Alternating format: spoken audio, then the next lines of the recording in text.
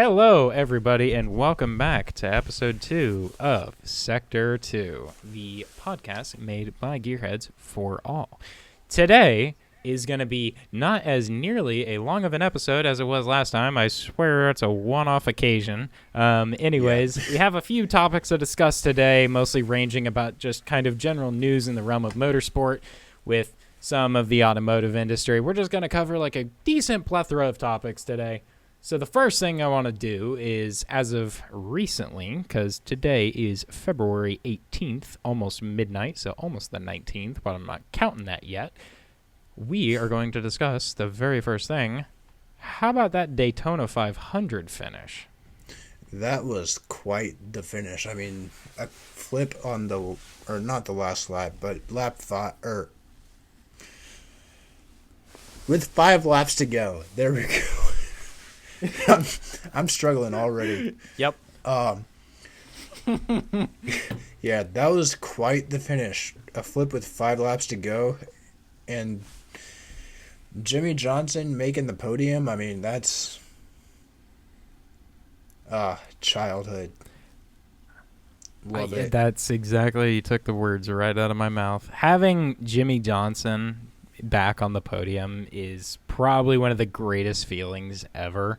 Like, growing up, my first series of motorsports that I watched in racing was NASCAR, and growing up a Jimmy Johnson fan in a household of Dale Earnhardt Jr. Yeah, it was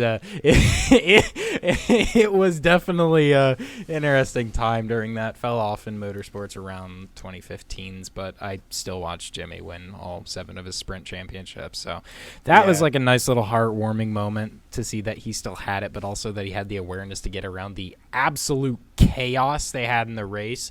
Because if I remember right, I'm not going to lie, I did not watch the whole thing. I watched the start, the rain delay, disappeared to study calculus, yuck, and then came back to watch the last stint at the end of the night. But if I remember right, I think he said they had taken like a strategy option that hadn't worked, and then it played into their favor with the multiple cautions at the very end, where he's able to just basically sneak his way back up. They went from out of contention to back in contention, which is phenomenal, since basically Jimmy's playing the role of the ultimate my team career mode and being the owner of a team driving for that same team, and he gets a podium in Daytona, baby, in Daytona.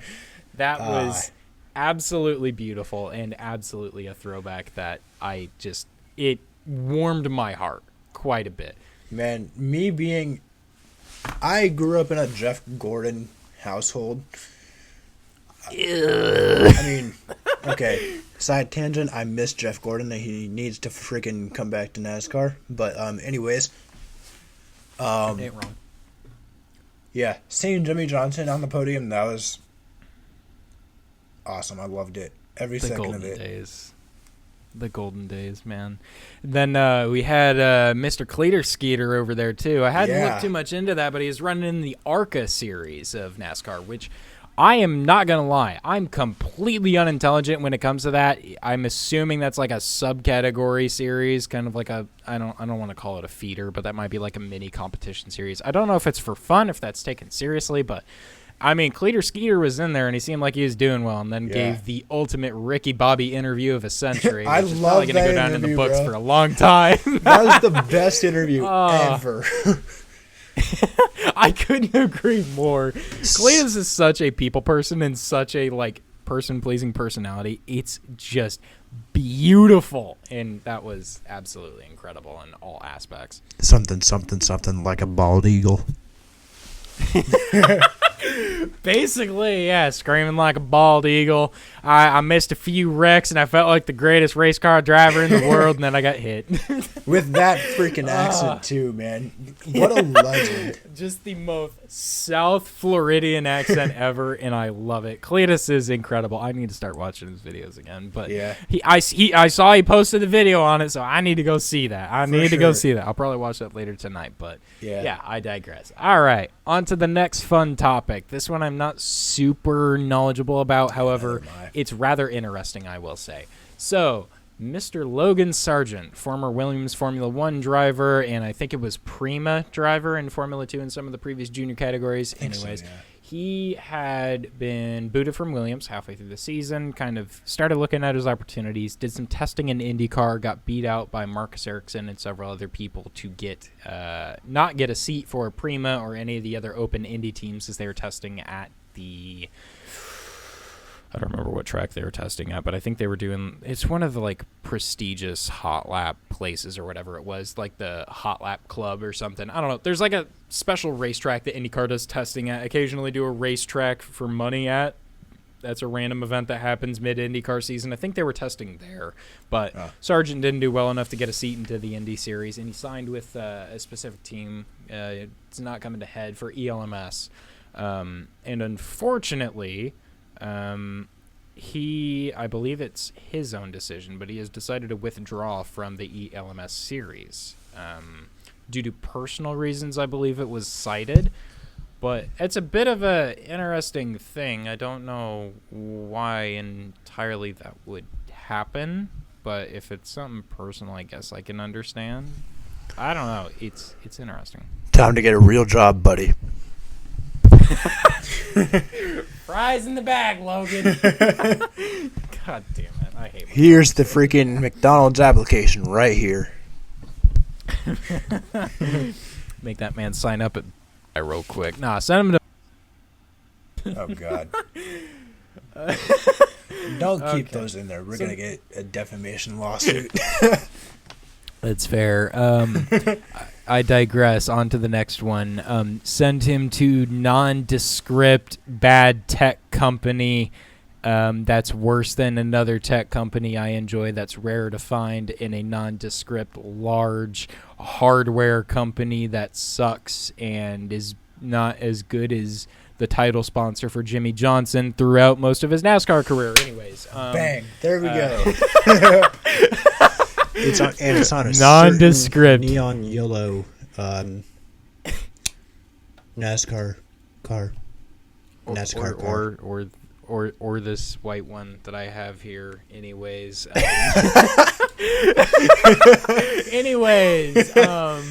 Yeah. Topic 3. Well, actually, just a fun statement before that. Breaking news. Ford is joining the Hypercar class in the LMDH series of the World Endurance and IMSA racing. Dude, just say IMSA. Shut your mouth, on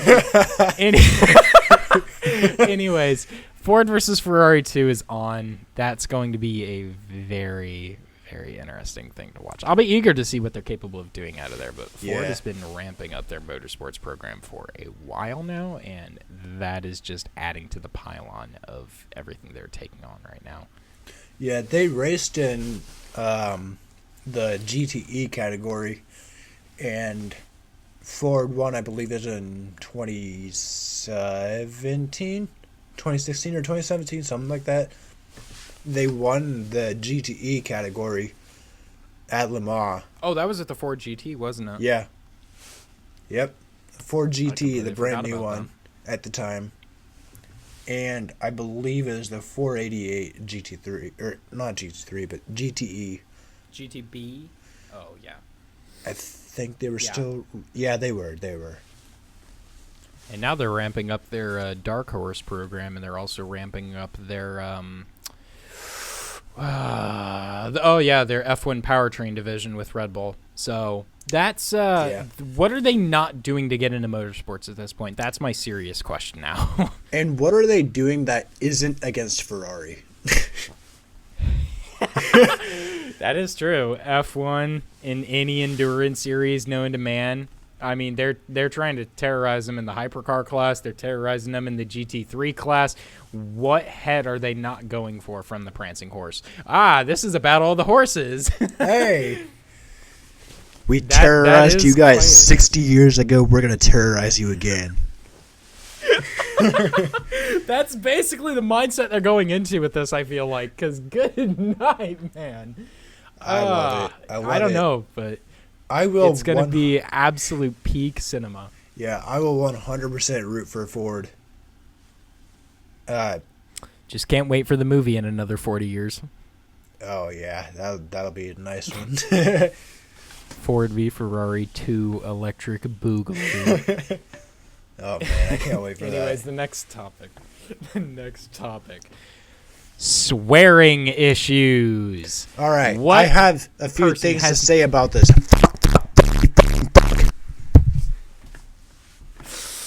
You just got fined $40,000, buddy. Give me your money. Because let's be honest, that's the way Ben is going about this whole thing. I'm not going to lie. I'm going to be very openly critical about this because I think this is very stupid. Coming from a perspective which both me and Kieran can relate from, both participating in athletic activities from kids to whenever we stopped. And even then now, like, I still do athletic activities from time to time. Yeah. And I'm also trying to get into doing professional driving. But that's another story for another day when stuff happens. Regardless, that is a really, really bad rule. And especially, I think it's bad because I'm fairly confident that a lot of the funds are going straight into the pockets of, 1, the FIA people, 2, Ben Solom. Yep. That is stupid. That is Very beyond stupid. freaking stupid. I mean, it is so, like, what do they... The drivers are going to crash at, like, 180 miles an hour and go, gee, fiddlesticks, that was a bad one. How are you supposed to respond to that? Like, I'm not going to lie. Coming from a perspective of someone who's competed in, like, athletics for a good portion of my life, Yeah. like, if you're in the heat of a moment with battle and you're, like, very passionate about what you do, which is just exactly me. Like, if I enjoy what I do, it's passion-driven, hence my, like, autistic addiction to, like, anything with race cars at this point. Yeah. If it's passion-driven, I'm going to stick by it, and I'm going to be fiery as all hell when it comes to it. Oh, absolutely. So, yeah. If I was in that car, I would not be shocked if I had the same radio communications as Yuki his first year on the junior formula, because they teach me to swear like a sailor, which I already have, and then that just mix it with passion and it just gets crazy. I mean, Yeah. I'm not gonna lie, you could probably go back to episode 1 and see exactly count how many times who would have been fined by the FIA, and just let us know. If you can, go back to episode 1, let us know how many times he would have been fined. I don't know, I'll ship you a cookie or something, or something like that. But it's a very, very bad rule. If you're in the heat of a moment, you have split second to make your right decision between life and death, a correction or an incorrection.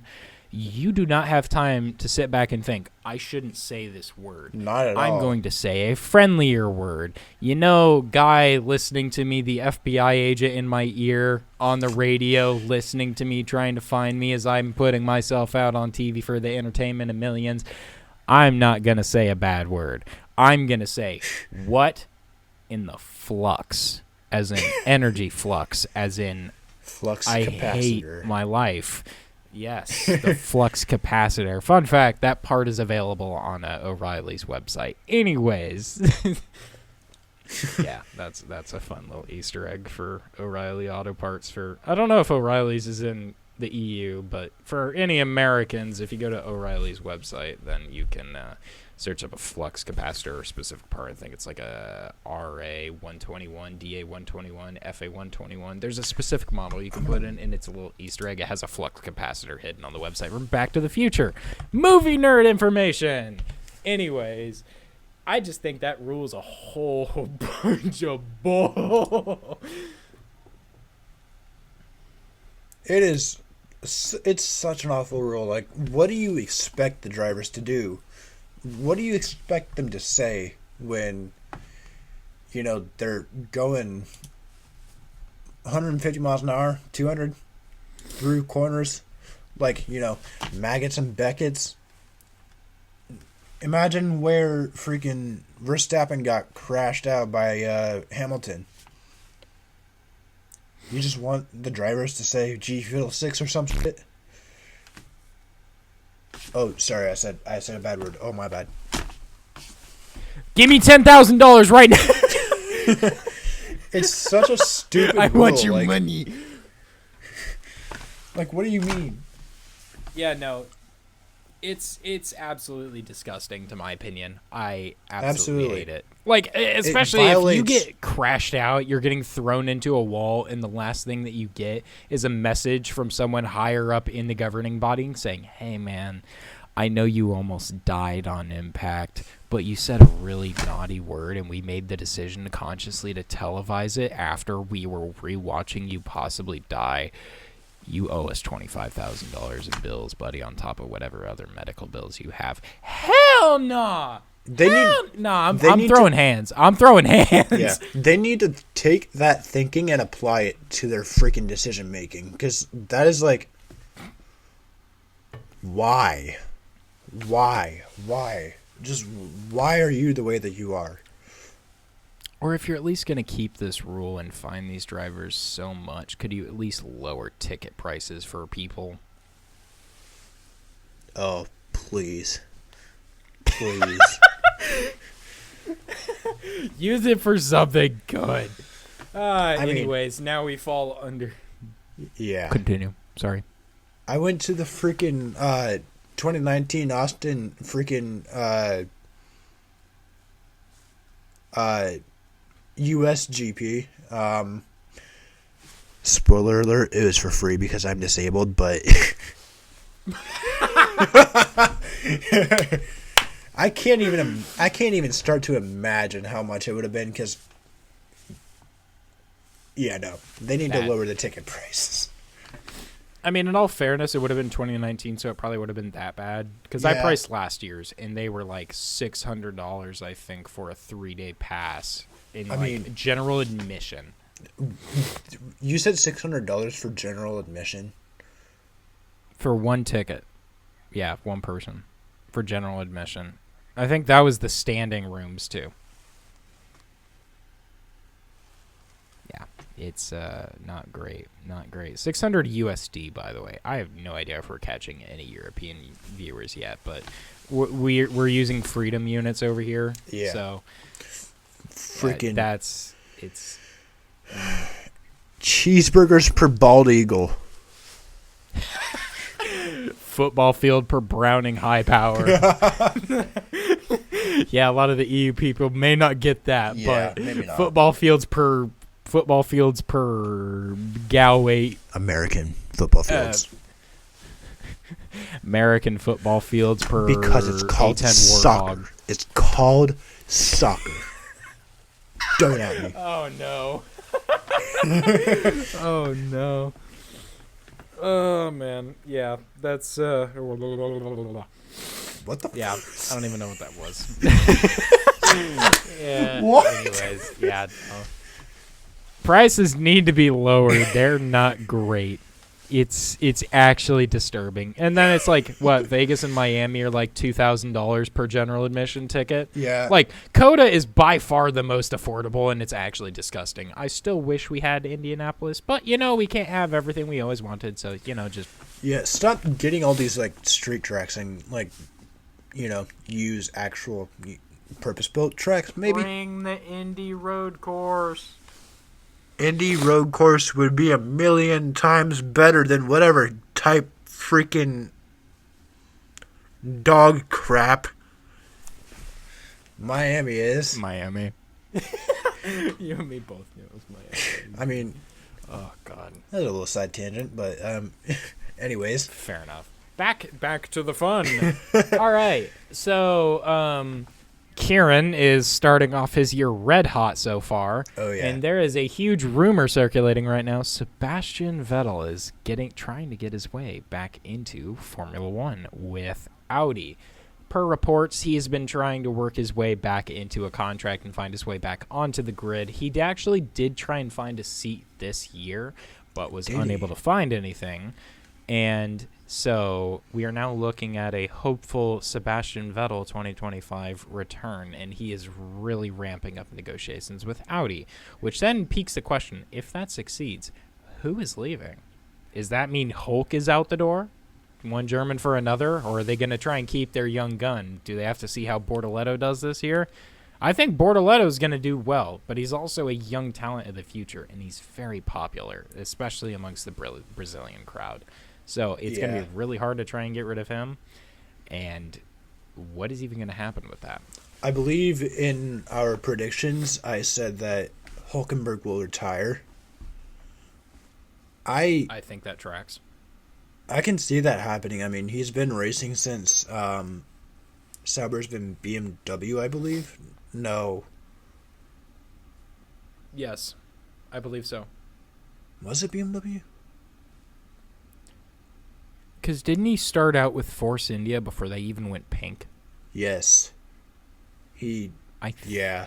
They're running like a silver, I think it was black, and just orange. after. Yeah. It might have been just after the BMW Sauber era. Because when did BMW Sauber disappear? Let me look that up. Was that 08? 08, 09? A lot of this section can be cut right here for time. Hülkenberg rookie year. Nico Hülkenberg made his Formula One debut in 2010 with Williams. 2010. I don't think they were BMW Sauber by that point. Jeez, don't mind me. I almost. All good.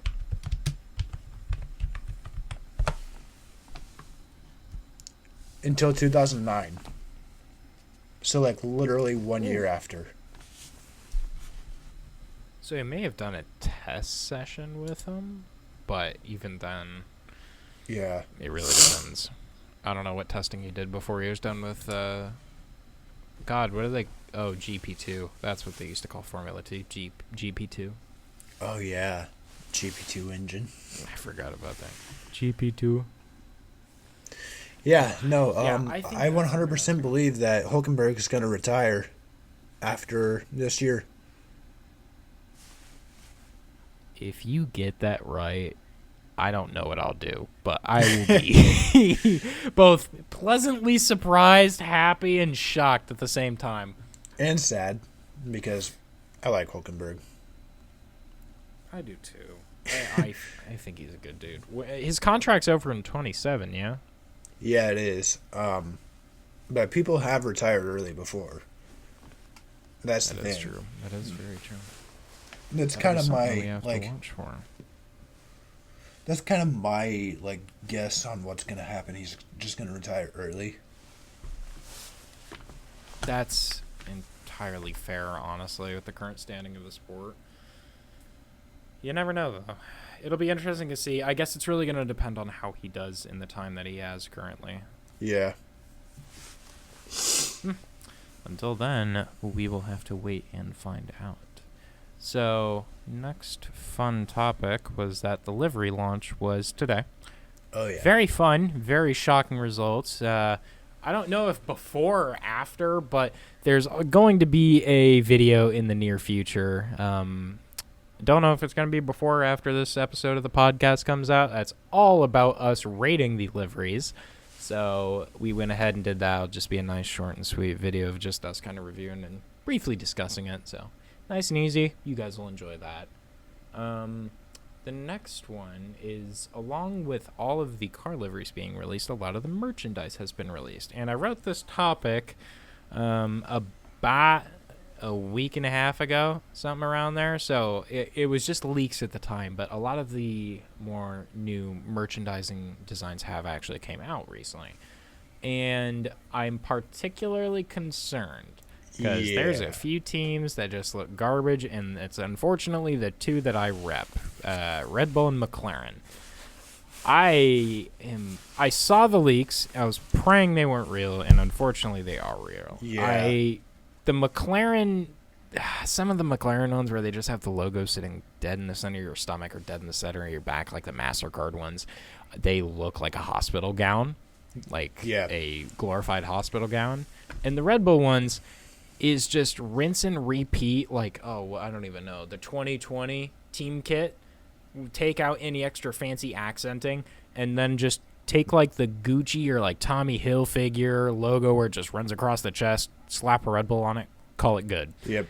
I don't like it. The hat's fire. The hats are fire. It is. But it really does look like you they could have just made it in like Microsoft Word or some shit. I mean, it's like it's literally like they took the most basic font and just slapped it in the middle and just took a bunch of clip art and plastered it on the chest. Like, I literally could have made that in freaking Microsoft Word.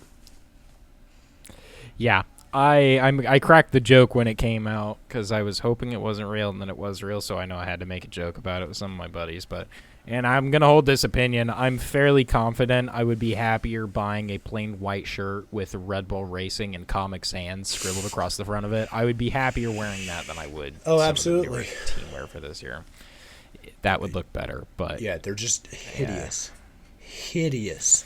I'm not a fan. Ferrari's is some heat, though. I'm not going to lie. Ferrari's is beautiful. I might actually... I haven't seen many of the other teams. I might cop a jacket or something. You ain't wrong. Who knows? Maybe we can look out for like a... Are they still running with Puma? They might I don't remember. I think so. If they are, we just have to look at a Puma store. So, that's just a theory, though. Go to Kansas City. Yeah. The Legends outlet. Exactly. That's where I go every single time. Yeah. Yeah. So this next quick topic we're going to do, Australia Turn 6 and Turn 7 has been renovated. And that is the corner just at the very end of Sector 1 where Russell flipped over and was praying to all that is holy that Stroll did not come around the corner without any yellow flags. Otherwise, that wouldn't have been good. It's with Stroll specifically, of course. Yeah. That turn has been renovated. It's been widened out a little bit at the apex to prevent any extra gravel traps, snagging a wheel and throwing you around like a toddler. Oh, my God. That's dark. Well, it's not wrong. Some parents having fun with their kids. Your kids are like, throw me, so they'll just yeet and chuck them. Yeah. So I'm not taking it in a dark manner. I'm just saying, like, some kids want to be thrown. But some women like to be thrown too. Cut that out. Oh God, that's a great cut. Bleep that out. Who knows? Maybe I'll keep it in just for context. But yeah. So coming up on first race of the season, Turn 6 and Turn 7 are going to look a little bit different in Albert Park. So my audio is probably very quiet during that, but Albert Park will look a little bit different race 1. That'll be interesting to see how that dynamic kind of flows. Yeah, I'm kind of looking forward to it. I'm wondering what they're actually capable of changing on the Apex. Yeah, I don't think it'll be too much of a big deal because, I mean, it's safer that way, and I'm all for safety. Yeah. Completely agree. Yeah. Cool. All right, so we will now move on to the next topic, which is just reverting one for us. We'll be talking about some of the quotes Adrian Newey has gone through recently. So Newey's had a little bit more publicity recently. He's come out with several articles discussing a variety of issues in Formula One, but also current circumstances that are happening. The first thing I'm going to say, which isn't Newey related, but is just more Aston in general. Apparently, per some employees, the Verstappen and Aston rumors are real. Not the $1 billion contract ones, but there is a serious possibility they're going to try and make a push, especially since Fernando wants Verstappen. He's already very close with him, which they've actually confirmed they're going to try and run at Le Mans sometime soon together. Yeah. They are going to make that push, which is going to be a dangerous duo. We're going to see Verstappen be a Le Mans winner with that. Anyways, but yeah, from there on out, there's also several other articles he came out with. One of them was talking about the concern with the RB21, which in turn kind of contradicts some of the things I was discussing on episode 1 of the podcast, which, for reference, what I had basically read off is that some of the engineers are pretty confident about what they were going to do with RB21. They were reverting the concept of the package back to like pre-2020. They're going to revert back to a base model of RB19 and build up from there, not taking any crazy risks, making anything extra crazy. They just wanted to go back to fundamentals and make a championship competing car. Adrian Newey comes in and basically just backhands him with a counter, going on and to basically explain he's still deeply concerned with the fundamentals and process that is going on at Red Bull right now. From them shooting down his creative processes and ideas that would have helped improve that car to essentially saying there's still a heavy question mark around that factory as they don't know what they're doing for a lot of the specific things. They never figured out what that issue was once they got past it in, what was it, Spain 23, when Checo started to report the car was not doing well. And then all issues ran over into 24 with RB20. They hadn't found the issue towards that. They were unable to do that to some aspect, and they were very concerned with the process of RB21. They didn't know if it was actually going to succeed or be fluid. He has heavy concerns and heavy doubts that the RB21 is going to be extremely competitive straight off the line. Yeah, going back to the base model, like fundamentals, like just nothing too crazy, that could either go really great or it could go really bad. Because absolutely, honestly, I don't know. That's kind of a difficult situation. Them losing Newey is they're gonna take a hit from that for sure. Absolutely. I'll be curious to see how they're capable of recovering since Newey has kind of reported that.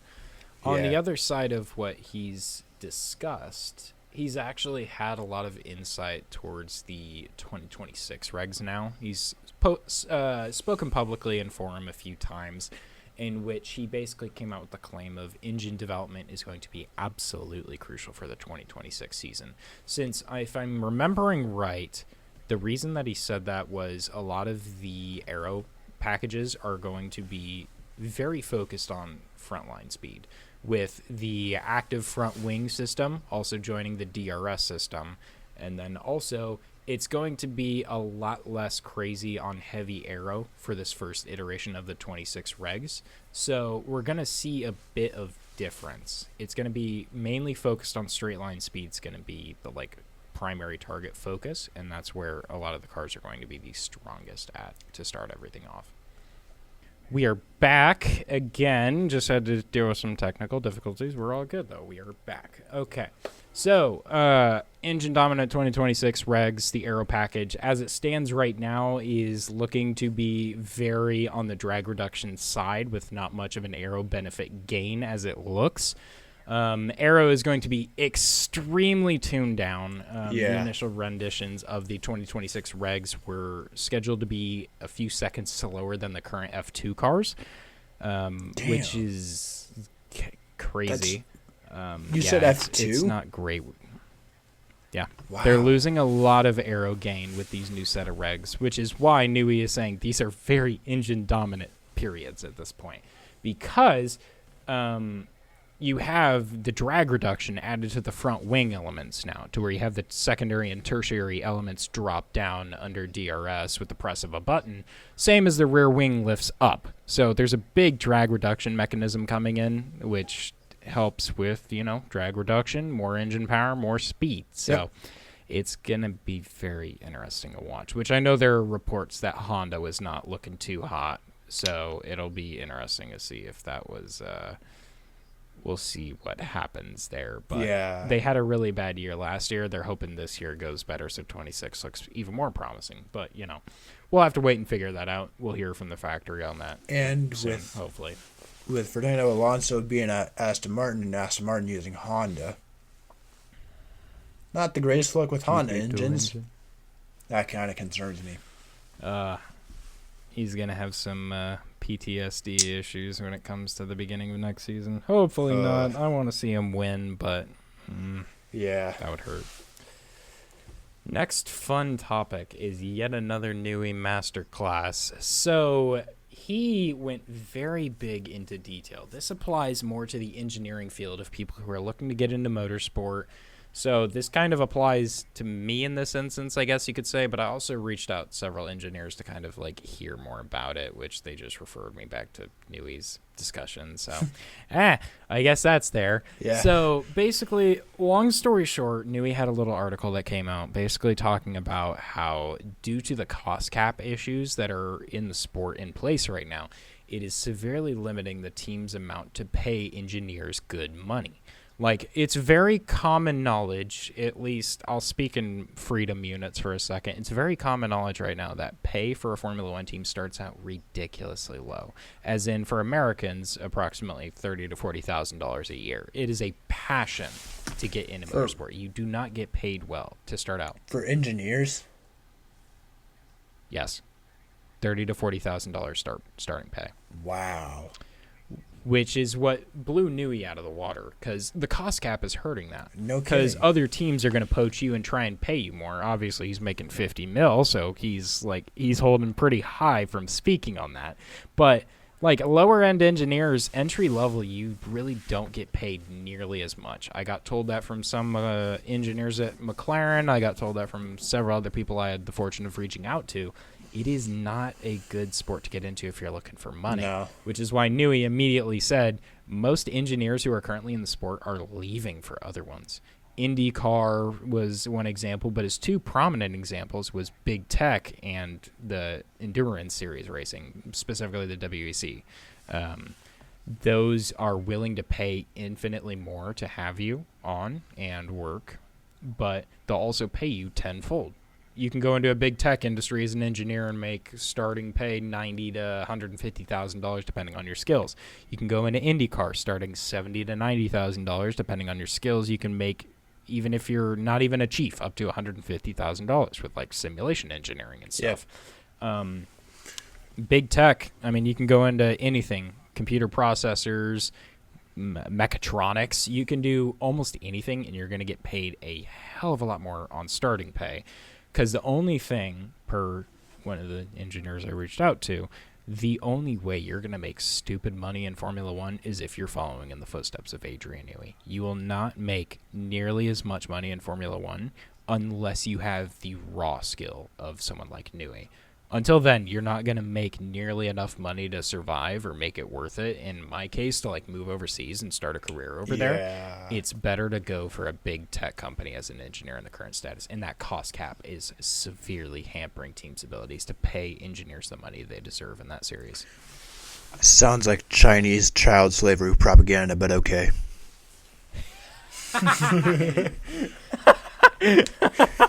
Yeah, I mean, you're not entirely wrong. It's Formula One is like a passion sport for people who want to work there. That's like the important thing. You don't go there for money unless you're guaranteed ass loads. With F1 being like the crown jewel of motorsports, you would think that the engineers are paid ass loads of money, but obviously, like you said, the cost cap is severely hampering the team's ability to pay their engineers. And honestly, I didn't even think about that. But yeah, it's nice when, I mean, you have someone like Adrian Newey, he's coming out with that report, so you know he's been in there and he's seen it. And the fact that he's coming out and speaking in public for him against that, it really shows what the status of the sport is currently. Yep. And it sucks because very unfortunate. There's like, I mean, having F1 on your resume, that'd be a pretty nice resume boost. Unfortunately, it doesn't pay like it should. And even then, if you're not based around the EU, it's quite difficult to find a location near you without jumping over the seas. So it's unfortunate, but I mean, it's a business decision at the end of the day, unfortunately. Yep. So, yeah, on to our fun next topic, which is kind of just two things mashed into one. So, first thing, Angela is back with Lewis at Ferrari. So he gets I believe it's his performance coach back, Angela, who stuck with him through many of his years at Mercedes during his dominance, and I believe left in 21 or 22 to go over to IndyCar, actually, and be the performance engineer for, I think it was Kyle Kirkwood, if I'm correct, at Andretti. She was actually his performance engineer for a year or two, maybe 3, and then Lewis's move to Ferrari has pulled her back in with him. So Angela's backside, being that kind of right wing person for Lewis whenever he needs it, and just for performance conditioning, all the fun stuff. So yeah, Angela is back. And then immediately after, Lewis didn't have the greatest experience with testing during the tire test with Ferrari. Experienced some brake issues, having some issues just getting acclimated with the car. Even on his wet test session in Maranello, you can see some issues that he had with properly suiting to the brakes, locking up a few times. It is wet, so it kind of makes sense, but also, it's a difficult thing you have to get used to, which also kind of led to his demise in Spain. Yep. So, I still fully believe he's going unfortunately. I still fully believe he's going to win the championship this year for them. I think if he's capable of coming back, I think he can. I don't know if that's going to do a whole lot to his confidence, but it is a test, and it's with a somewhat unstable car as it stands, so it makes sense. But he had I believe he had an issue coming out of one of the final corners and had lost the control of the car, went into the barriers pretty heavily. He's okay. He had to get a carbon specialist from the factory at Maranello to come out and inspect the chassis to make sure it's okay, which I think it required some severe repair since the suspension was also obliterated, so that delayed their remainder of testing. But once they got their final laps in, Leclerc ended up 1.8 seconds faster than Hamilton on average during some of his lap times. So same scenarios. But also, Leclerc has been more suited to that car, so that's a big excuse to go on right now. But also, you never know, Hamilton could have backed out after that, because I'd be scared too if I threw that car into a corner and it just killed me. I'd be kind of scared too, honestly. I think we all would be. I mean, no. So that was an interesting thing that happened a decent bit ago. But again, a lot of these things that I'm basically explaining now have been sitting on the list for a while. I've been finishing pilot episode 1, so welcome to episode 2. Our next topic is a bit more recent. We actually got insight to the Haas car before it was released. So Haas decided to run a test session at Silverstone to Shakedown the day before the presentation, and everyone got to see the car. Fantastic. Everyone was very excited. At the end of the session, they had an issue. The entire side pod blew off in a similar fashion to Max Verstappen's Toro Rosso in Monza in either 2015, 2016. Yeah, the entire side pod just exploded and exposed the bare carbon underneath of it for whatever reason. I don't remember, but it sustained damage and basically damaged the entire side pod cover for the right-hand side of the car, which was rather interesting, I will say. It kind of raises concern about how well their car is built, and reliability, how just general reliability things. Manufacturing methods and all that fun stuff. I mean, you never know. Something could have hit it. Something could have happened. I didn't see it. I just saw the after results in the articles. So it's interesting. I will say that. Sometimes stuff happens. It could have been misplaced. Verstappen's blew off in Monza when he was in a Toro Rosso. I think he got a penalty for that, but. Stuff happens, and it could have just been an issue in the garage, or it could have been just a bad part. But, you'll never know until it happens again. Then you can start to whittle down on what the excuses run towards. So, you never know until you This is what testing is for, to iron out all the bad, all the issues. So it's good that they're 100%. getting those out of the way now. It's better now than like in the actual season. Yeah, there's a great quote that I got told when I was on a tour with my racing team by one of our sponsors. If you're going to fail, fail quickly so you can recover and learn from your mistakes faster, get back on your feet quicker, and succeed faster. Absolutely. If you're going to fail, fail quickly. Absolutely. That's going to stick with me the rest of my life. That's going to stick with me the rest of my life. All right, so we've had our fun with the EU side of motorsports. Let's go ahead and jump to some American stuff, baby. We are jumping over to the IndyCar side, which is typically where my reign of understanding falls towards. So, yeah.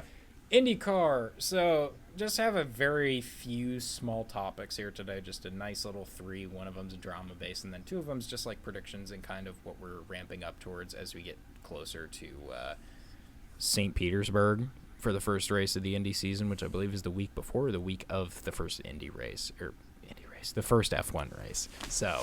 Yes. Yeah, they're doing testing right now here in Florida, which is actually a part that I'll go ahead and jump to. They're currently having testing sessions out in Florida as they're getting ready for the season to ramp up, and Pato O'Ward of McLaren Aero absolutely destroyed the timing sheets the other night. I believe he set a lap time a second or so faster than the next closest car during his shakedown period, which is absolutely incredible because there's very high ambition within that McLaren team right now that they're going to do great this year, which they have historically done great. They've just kind of shot themselves in the foot when it came to several other things, which ultimately, I believe, led to the demise of their existing team captain, who was recently released, and they promoted someone from within the organization to take reins of McLaren Aero for this upcoming 25 season. Pato has a massive chip on his shoulder and showed that he has the potential and he has the pace to overcome anything they throw at him, and he also showed he had the pace to take it to the best guys in the league, nearly winning the Indy 500. Unfortunately, God, that broke me. And then he also had a phenomenal race where he outpaced Alex Palou on pure pace at Mid-Ohio. That was a phenomenal race. Pato has shown that he is a serious contender. And also, I think he was sitting actively second in the championship, or he was very close to first in the championship until the final few races when he started to have reliability issues with his crash in Detroit, I think it was. It was one of the massive pileups. No, it was Toronto. It was Toronto because there's the massive pileup, and Colton Herta had his first, I think it was a Grand Chelem, actually. First ever IndyCar Grand Chelem in history from Colton Herta at Toronto. Yeah, that was a bad end to the season for Pato. He couldn't hold on just as closely, but there's a lot of anticipation that he's going to do very well this year. Also, the same thing kind of holds with the young American Colton Herta over at Andretti Global. Kind of like I said, Colton Herta had a very dominant end to the season where he actually started to show pace. He started to find a lot of comfort with what he was doing. The first ever Grand Chelem in IndyCar history, led every lap of practice, qualifying, and the race, and absolutely dominated it by a country mile. He did lights out. That was a historic performance from Colton, and he had very quick pace. I believe he was within the top 3 in the last few oval races, which, just note for viewers who are not familiar with IndyCar, a very typical conundrum that you see is that Honda powertrains are typically better on all street courses, which is what Andretti uses, and then Chevy powertrains are typically better when it comes to oval courses. So I believe it's like Penske and McLaren Aero that run a lot of the Chevys. That's just very typical. You can make do with a Honda at like ovals. It's just all driver skill, but I've started to notice there's a very big discrepancy between those two powertrains and their advantages on each type of road course that they race on. So Colton did very well that last end of the season, and he's hoping to carry that momentum over into 2025, which there is a very big risk on the line for him too. There's high hopes with him. There's high hopes within the team for him to perform because of one thing. He is 1 singular point shy of an FIA super license. He is at 39 points currently, which means if he finishes 4th or higher in the driver's standings for this year in IndyCar, he has a super license, which grants him a 2026 seat in Formula One. Oh, yeah. So he has to sit 4th or higher, which he got 2nd last year I think. He got second last year. It was second or third, but he had a very high standing in the end of that 2024 season because he recovered so well, and that is his highest standing he's had in the full-time IndyCar series. So he's hoping to keep up with that. If he can stay within the top 5 this whole year, do very well, take advantage of the double points at the Indy 500 and hopefully not crash out like he unfortunately has the last few years, then he will hold very tight at the top of those standings going into this year. Yeah, I really hope he gets that, like, 4th or better finish, because I need to see him in F1. I mean, it just has to happen. Also, the FIA are a real bunch of f***ing cunts that... I completely agree. I'm eager to see what pace he could set in a Formula car. If Zach Brown is holding his cards that tightly to his chest about what he did in testing, I have a serious feeling that Colton Herta could do some magic stuff in Formula One. Yeah. I mean, given that IndyCar is a spec series, that Grandchildren performance, mad impressive. I mean... How do you lead every single lap of the entire weekend in a spec series? And the impressive thing is, too, there's historically been only 1 or 2 manufacturers that actually dominate. There is domination in IndyCar by manufacturer because there's just like a step higher when it comes to the engineers that are on deck with like performance and setups and everything, but also strategy. Strategy is massive in IndyCar. So you typically see like your Chip Ganassi's and your Penske's doing better than any other team that you could ever find. Chip Ganassi has typically been like the go-to, but Penske has been kind of stepping it up recently. I mean, hell, Penske bought the sport. The former owner of Penske is now the head of IndyCar, as that happened like a week ago. So, yeah, and I think they also own the rights to the Indy Motor Speedway now. So Penske is having their fun with the sport right now, but there's typically only been 1 or 2 manufacturers that hold dominance because of the talent that they have on board in that team. So having a team like Andretti, who's been kind of on the struggle bus for a while now, step in and then just give me your cookies. I'm taking it. This is mine. And just put a historic performance on from Colton Herta really just shows, one, how much of a step they're making to try and be better as a team, but also, oh boy, Colton Herta. Oh boy. Oh, yeah. Oh God. That man's a freaking unit. For real.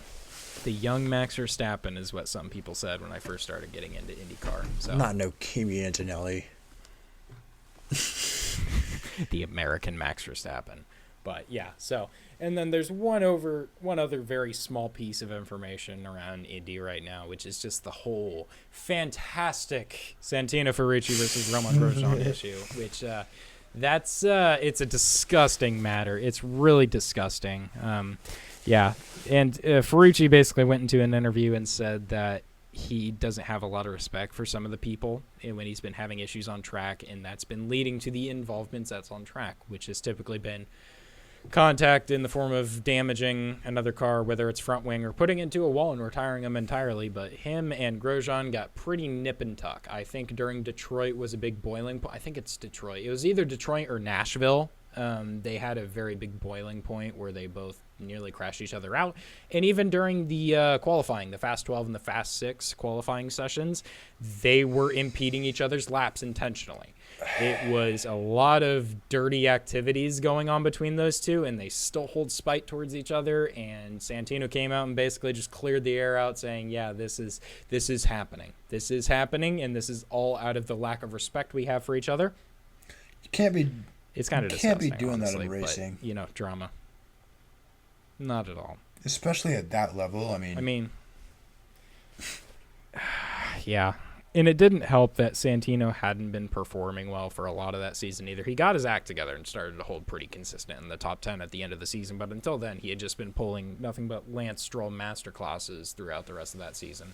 Just, kissing walls and taking names in the form of someone's front wing and forcing them to get a new one. But he, hadn't been having the best season, and then to just stir some drama up with no one else but Grosjean, who's already a fiery son of a bitch. Yeah. That's not great. That's not great. Get ready to learn Chinese, buddy. I mean, he already got kicked out of a lot of the formulas for that, so why do you think he's in IndyCar? Yeah. Anyways. Get ready to learn English freedom units, buddy. Unfortunately. So that will wrap up this session's IndyCar conversation. Now we have two nice little easy American, well, not even American, but just production car news lines. So first thing, I'll just jump to the one that broke me recently, and then we'll go on to the more fun one. So the Chevy Camaro was actually in development to show a return after retiring their car and making the very last model of 2023. I think it was 23 or 24 was when they basically killed off the Camaro. Yep. And there was actually a internal discussion about bringing it back, and they were getting all the numbers together. They're getting all the models together and everything like that. And a report just came out today announcing that they had a plan to return it. But due to a lack of numbers and evidence and anything from within the higher-ups of the company, the higher-ups have vetoed that act and killed the Camaro permanently. There is no return towards the Camaro for the remainder of GM's lifetime, which kills me personally. It's just funny because behind me there's a massive Camaro sign on my wall. Yeah. But it hurts me. Don't get me wrong. I'm entirely happy, because that means they're not going to electrify it and force it to be some garbage sedan like the Mustang Mach-E, the reject out of everything. And even then, if you look at it, a lot of the electric cars in this current society are failing, sitting on parking lots, and their repairs are more expensive than a normal combustion engine. Not to mention, they're horribly inefficient. I have very, very, very tight opinions when it comes to electric vehicles, with a lot of evidence backing it up from an engineering perspective. So that's a conversation we can have, but that gets very political very quickly. So, electric cars, in my opinion, are not optimized. And also, as it's sitting right now, I believe more than 50% of current manufactured electric vehicles are still sitting on parking lots because people are not opting for them. And if that doesn't show anything, I don't know what does. Electric cars are not wanted. That is not the direction a lot of manufacturers are taking, and a lot of manufacturers are backing out of that. Aston Martin just announced they're going back to making driver's cars. Because why? People don't want electric cars. Especially not from Aston Martin. Yes. So I'm very glad that Chevy is not bringing back the Camaro just to murder its heritage. Yeah. But also, I'm disappointed, because if cars are going to go back to being gas-eating fun-havers with manual transmissions and cars with enough horsepower to make you spin out for fun, why bring it back in the first place? Exactly. I want that, but will they do it? I'd rather have no Camaro at all than an electrified Camaro. I mean, a hybrid. Completely agree. A hybrid Camaro, that would be kind of acceptable in my opinion. I do kind of like hybrids. It depends on how they're used. How they're used is very important. Like, yeah, I'd rather GM not completely freaking ruin the Camaro like Ford did with the Mustang, or even Chevy did with the freaking Blazer, and that's not even electric. So, oh, you like the Blazer, don't you? They don't have the greatest reliability, so I don't have as high of an opinion. It's cool, don't get me wrong. They have Camaro hoods for their own hoods. Do they? But wow, Camaro hood on a... No, the hoods for the Blazers are Camaro hoods. Same size, same dimension, same everything. They're ripped straight from the Camaro, and they fit right on the sedan. I smell freaking money-saving measures going on. Yeah, you're not wrong. I got told that by a dealer back in like 21 that they were using that for the process, which is very interesting. Yeah. But parts bins. Anyways, gotta love parts bin cars. Back onto the performance side, aka the entire Chrysler lineup. Again here soon. Sorry. No, you're all good. So, jumping on to the final topic of today is going on to the heavier performance division of Chevrolet and GM. We're going over to Corvette. Now, Corvette and Chevy has announced they have basically shoved the ZR1, which is the most anticipated model of Corvette, besides I believe it's the Zora, which the Zora is the final model of development by the current designer of the Corvette lineup that's been there for approximately, 40, 45 years, designing Corvettes for that long. The Zora will be his very last model, and that will be the highest model of Corvette available, and that is a model that comes after this ZR1. So the ZR1 was basically given an opportunity to go out and do a test day at 5 separate racetracks here in the USA, which I believe was, Mid-America, Sonoma, Virginia Raceway, and then 2 other ones. There were 2 other Watkins Glen and Road which America. I can actually. Yes, you beat me to it. So, yeah, the ZR1 is basically given out to go run some lap times around those courses just for its own entertainment, and they were not officialized by the company. They were handed over to engineers who wanted to go fast and may or may not be decent at driving. Yeah. And they just said, go have fun. So they set a couple lap times. None of them have been officialized by the company, but the lap times they did set were absolutely insane. And I say that in the fact of a bone stock ZR1, 1,000 horsepower car, light aerodynamics, was within a 5 to 8 second range of its competitive brother, the C8R GT3 car, which is insane since that's already a cracked out car running slicks in aerodynamics that can bleed your eyes off. But that bone stock production road legal ZR1 was within 10 seconds of a GT3 car by an unofficial lap time from engineers, not professional drivers. Engineers were driving that car and set the lap times. And it had and they were also faster than some other times. Yeah, and it had regular street tires, like you get on your regular ass traffic car. Okay, well, maybe not regular ass traffic, but you know what I mean. Yeah. Take the ZR1 to a more power reliant track like Road America, and it's maybe 4 seconds off the C8R, and I think that's pretty insane. That is absolutely insane. By engineers. It's crazy, too. Yes, engineers. The craziest thing, too, is that some of those lap times beat other people. Like other casuals, unofficialized times, not officialized times by the company. They beat several... What? Camera out? Yeah. Anyways, I'll just finish this off real quick, but... I'll just make this last session about me, so you get to stare at my beautiful face. So basically, at this point, yeah, Kieran's camera's died, so we're just gonna let that sit as is. But basically, to make a long story short, the C8 ZR1, driven by some engineers, was actually faster than several standardized production cars, specifically the GT2 RS and the McLaren Senna. I believe it beat the McLaren Senna around Virginia International Raceway by 2.5 seconds. 2.5 seconds. Which is insane. And it's like a fraction of the cost. Yes. That's... Yeah, a fraction of the cost and driven by engineers. So there's more pace in that car, and I am eagerly awaiting to see the Nürburgring lap. Oh, that's time. gonna be so hot much take. fun. I think it's gonna blow the Mustang Dark Horse out of the water, honestly. Oh. But that's just a theory. That's an engineer theory. I think that thing is gonna get near their Dark Horse. I think it's going to get near, and I think it's gonna beat it. Oh, that's a hot take and a half. So it's a very hot take, and we'll have to see how that plays out. So, ladies and gentlemen, that has been all. What did the Dark Horse, or not the Dark Horse, the Dark Star, whatever it was. What was it? Was it the Dark Star? No, it was the freaking Project Dark Star. I don't know. I thought it was. It's Dark on the Star. tip of my tongue. I forgot what the frick it was called.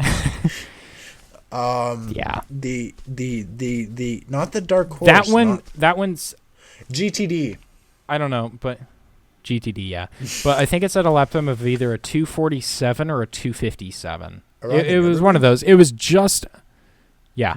No, 6:57 or 6:47. I was gonna say 2 freaking minute Nürburgring time. Yeah, ain't no way if the 9.8, I think it's a 918. I don't remember, but if the goddamn hybrid Evo Porsche from all hell with no technical limits could only get like 919. That's what it is.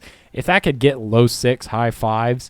Ain't no way in hell a random Mustang is going 3 minutes faster. Yeah, no. You would literally have to teleport. But yeah, no. I don't even think the freaking. This is gonna be. I'll just say this.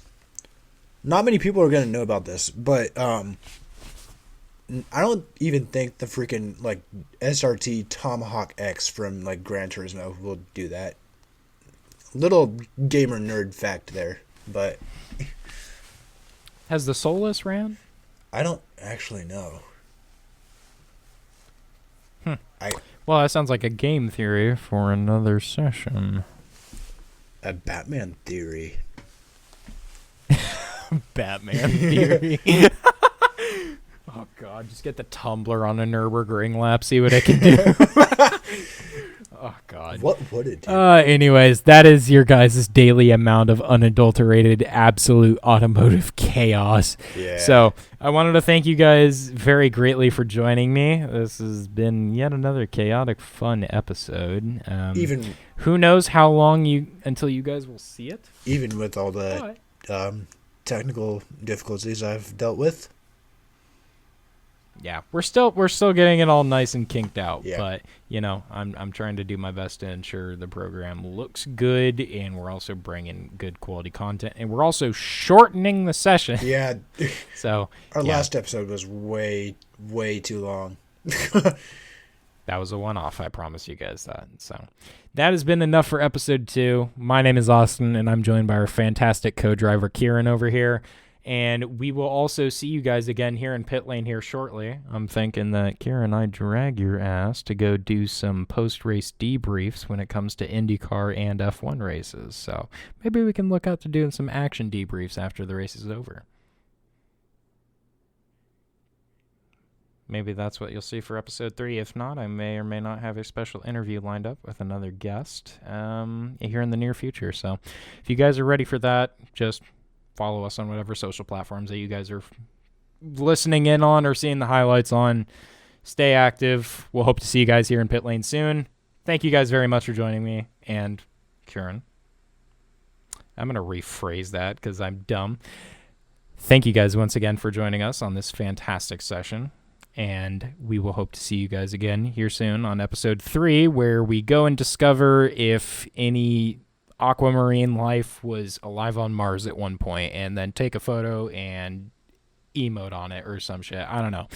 Thank you guys for joining us. Thank you guys for joining us. We'll see you on the next episode.